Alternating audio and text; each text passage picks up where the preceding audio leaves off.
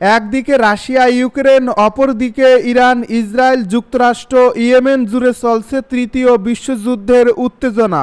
আর এরই মধ্যে আমাদের হাতে এসেছে গুরুত্বপূর্ণ আপডেট, আন্তর্জাতিক সংবাদ। শুরুতেই থাকছে পশ্চিমাদের বিরুদ্ধে ইরানের পাশে দাঁড়ানোর ঘোষণা রাশিয়ার। এবারে থাকছে তেল আবিবে একের পর এক রকেট নিক্ষেপ হামাসের।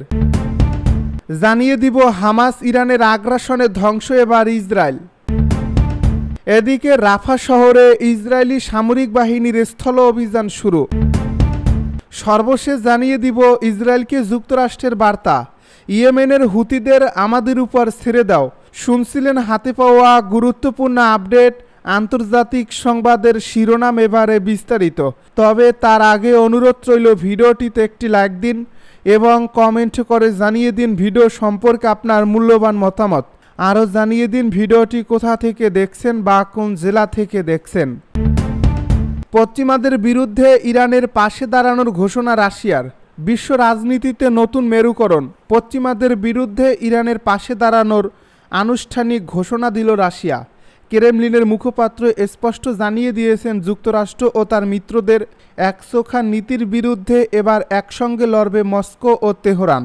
ইউক্রেন যুদ্ধের পর থেকে রাশিয়া ও ইরানের ঘনিষ্ঠতা ক্রমশ বৃদ্ধি পাচ্ছিল। এবার সেই সম্পর্ক আরও দৃঢ় হলো। ইরানের বিরুদ্ধে মার্কিন নিষেধাজ্ঞা, সিরিয়ার সংকট এবং মধ্যপ্রাচ্যে পশ্চিমা হস্তক্ষেপের বিরুদ্ধে যৌথ অবস্থানের কথা জানিয়েছে রাশিয়া। বিশেষ করে ইসরায়েল ও পশ্চিমা সামরিক শক্তির সঙ্গে ইরানের চলমান উত্তেজনার প্রেক্ষাপটে এই জোট আরও তাৎপর্যপূর্ণ হয়ে উঠেছে। রুশ পররাষ্ট্রমন্ত্রী সের্গেই লাভরভ বলেছেন, আমরা পশ্চিমাদের আধিপত্যবাদী নীতির বিরুদ্ধে ইরানের পাশে আছি। আমাদের কূটনৈতিক ও সামরিক সহযোগিতা আরও গভীর হবে। বিশ্লেষকদের মতে এটি কেবল রাজনৈতিক সমর্থন নয়, বরং রাশিয়া ইরানকে সামরিক প্রযুক্তি ও অস্ত্র সহায়তা দিতে পারে। এদিকে যুক্তরাষ্ট্র ও ন্যাটো এই নতুন জোট নিয়ে উদ্বেগ প্রকাশ করছে। ওয়াশিংটনের এক কর্মকর্তা জানিয়েছেন, ইরান ও রাশিয়ার এই সহযোগিতা মধ্যপ্রাচ্যের স্থিতিশীলতা বিপন্ন করতে পারে। অন্যদিকে চীনও এই পরিস্থিতির দিকে নজর রাখছে, কারণ বেইজিং ইতিমধ্যে ইরান রাশিয়ার সঙ্গে ঘনিষ্ঠ সম্পর্ক বজায় রাখছে। তেল আবিবে একের পর এক হামাসের রকেট নিক্ষেপ। ইসরায়েলি বাণিজ্যিক কেন্দ্র খ্যাত তেল আবিবে রকেট হামলা চালিয়েছে যুদ্ধবিধ্বস্ত গাজা উপত্যকার ক্ষমতাসীন গোষ্ঠী হামাস। ইসরায়েলের নতুন করে স্থল ও আকাশপথে হামলায় বেসামরিক প্রাণহানির বৃদ্ধির প্রতিশোধে বৃহস্পতিবার এই হামলা চালানোর দাবি করেছে গোষ্ঠীটি। ইসরায়েল বলছে, গাজা উপত্যকায় পুনরায় শুরু করা স্থল অভিযান আরও সম্প্রসারিত করার লক্ষ্যে বুধবার ওই অঞ্চলের উত্তর দক্ষিণের প্রধান পথ বন্ধ করে দিয়েছে ইসরায়েলি সৈন্যরা। গাজার বেসামরিক প্রতিরক্ষা সংস্থা বলছে, ইসরায়েলি বাহিনীর নতুন করে শুরু করা এই হামলায় গাজায় দুদিনে 190 জনেরও বেশি শিশুসহ 974 জন ফিলিস্তিনি নিহত হয়েছেন। বৃহস্পতিবার সকালের দিকের হামলায় আরও প্রায় 100 ফিলিস্তিনির প্রাণহানি ঘটছে। ইজ্জাদিন আল কাসাম ব্রিগেড বলছে, গাজার বেসামরিক নাগরিকদের ইসরায়েলি গণহত্যার প্রতিশোধে তারা তেল আবিবে রকেট নিক্ষেপ করছে।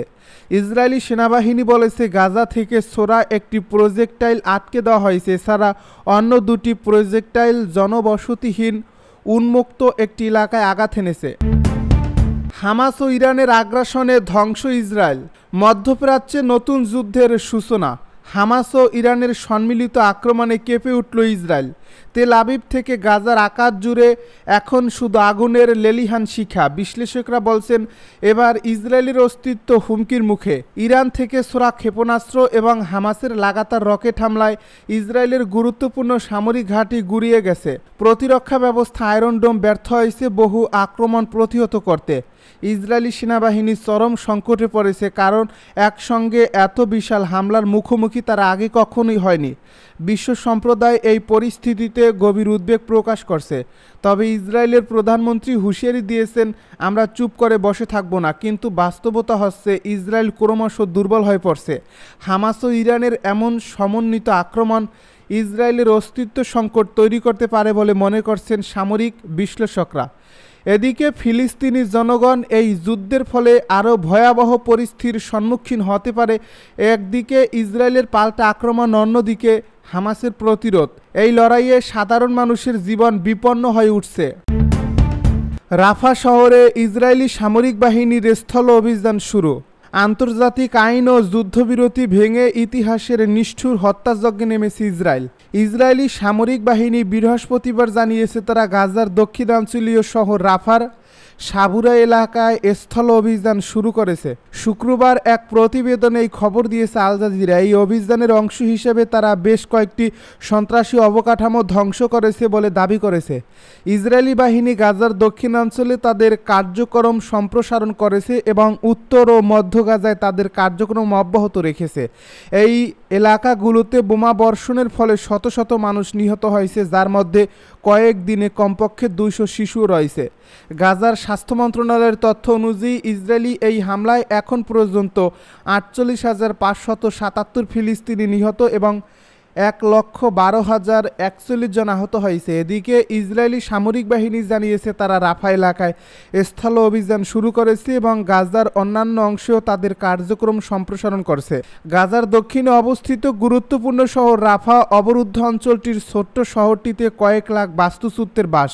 লাইফলাইন হিসেবে পরিচিত শহরটি এই পরিস্থিতিতে গাজার বেসামরিক জনগণের মানবিক সংকট আরও তীব্রতর হচ্ছে, যা আন্তর্জাতিক সম্প্রদায়ের গভীর উদ্বেগের কারণ হয়ে দাঁড়িয়েছে। ইসরায়েলকে যুক্তরাষ্ট্রের বার্তা, ইয়েমেনের হুতিদের আমাদের উপর ছেড়ে দাও। যুক্তরাষ্ট্র ইসরায়েলকে অনুরোধ করছে যেন তারা ইয়েমেনে হুতি লক্ষ্যবস্তুতে হামলা না চালায়, বরং বিষয়টি যুক্তরাষ্ট্রের উপর ছেড়ে দেয়। এ বিষয়ে একটি সূত্র জেরুজালেম পোস্টকে জানিয়েছে বৃহস্পতিবার। এ নিয়ে প্রতিবেদন করছে জেরুজালেম পোস্ট। এ সূত্রটি জানায় ওয়াশিংটন থেকে ইসরায়েলকে স্পষ্ট বার্তা দিয়ে বলা হয়েছে, এটি আমাদের উপর ছেড়ে দিন। সম্প্রতি ইয়েমেন থেকে ইসরায়েলের উদ্দেশ্যে ক্ষেপণাস্ত্র ছোড়া হয়েছে। এর প্রতিক্রিয়ায় তেল আবিবের কর্মকর্তারা পাল্টা ব্যবস্থা নেওয়ার বিষয়ে আলোচনা করছেন। সম্প্রতি ইয়েমেন থেকে ইসরায়েলের উদ্দেশ্যে ক্ষেপণাস্ত্র ছোড়া হয়েছে। এর প্রতিক্রিয়ায় তেল আবিবের কর্মকর্তারা পাল্টা ব্যবস্থা নেওয়ার বিষয়ে আলোচনা করছেন। তবে ধারণা করা হচ্ছে ইসরায়েল আপাতত যুক্তরাষ্ট্রের অনুরোধ মেনে চলবে। গত বৃহস্পতিবার ইয়েমেন থেকে ইসরায়েলের দিকে 2টি ক্ষেপণাস্ত্র নিক্ষেপ করা হয়, যা 2 মাসের মধ্যে প্রথমবারের মতো তেল আবিব ও জেরুজালেম অঞ্চলকে লক্ষ্যবস্তুতে বানানো হয়। তবে ইসরায়েলের আকাশ প্রতিরক্ষা ব্যবস্থায় সফলভাবে ক্ষেপণাস্ত্রগুলো প্রতিহত করছে এবং সেগুলো ইসরায়েলের ভূখণ্ডে আঘাত হানতে পারেনি। বৃহস্পতিবার যুক্তরাষ্ট্র ইয়েমেনের হোদেইদা বন্দরে হুতি লক্ষ্যবস্তুতে হামলা চালায়। সূত্রমতে ওয়াশিংটন ইসরায়েলকে অনুরোধ করছে যেন তারা ইয়েমেনে অতীতের মতো ইসরায়েলি বিমান বাহিনীর মাধ্যমে হামলা না চালায়। যদিও এর আগে আইডিএফের হামলা সফল হয়েছিল, তবে যুক্তরাষ্ট্র মনে করে যে তাদের বিমানবাহী রণতরী থেকে টানা ও কার্যকর হামলা চালানোর সক্ষমতা বেশি রয়েছে। এক মার্কিন কর্মকর্তা জেরুজালেম পোস্টকে জানান, এই হামলা ইরানের প্রতি একটি বার্তা। আরেক কর্মকর্তা রয়টার্সকে বলছেন, যুক্তরাষ্ট্রের বিমান ও নৌবাহিনীর হামলা কয়েকদিন এমনকি কয়েক সপ্তাহ পর্যন্ত চলতে পারে এবং এতে হুতিদের রাডার, আকাশ প্রতিরক্ষা ব্যবস্থা, ক্ষেপণাস্ত্র ও ড্রোন ইউনিট লক্ষ্যবস্তু হবে। ওয়াশিংটন তাদের হামলার বিষয়ে ইসরায়েলকে আগেই অবহিত করেছিল। যুক্তরাষ্ট্রের সামরিক পদক্ষেপের পরও হুতিরা জানিয়েছে তারা রেড সাগরে ইসরায়েলি জাহাজের বিরুদ্ধে অভিযান চালানো বন্ধ করবে না।